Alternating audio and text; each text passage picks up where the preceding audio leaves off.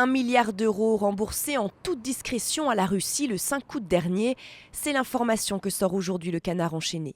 Et d'après l'hebdomadaire, ce ne serait qu'un début. Pour régler sa dette à la Russie, la France devrait s'affranchir de près du double, un chiffre que n'avançait pas Jean-Yves Le Drian le 6 août dernier. Le prix initial des deux bateaux était d'environ 1,2 milliard.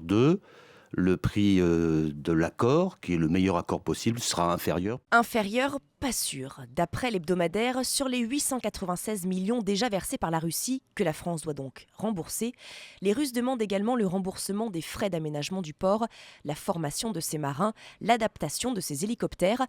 Ils demandaient 300 millions d'euros, la France n'en a payé que 100.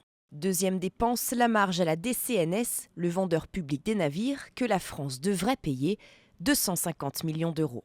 Rajoutez à cela la remise en état des navires pour la France ainsi que le gardiennage de ces bateaux, environ 5 millions de frais d'entretien par mois.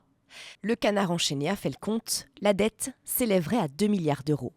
Toujours selon le journal, les Russes, eux, devraient être gagnants dans ce remboursement grâce au faible taux du rouble sur l'euro.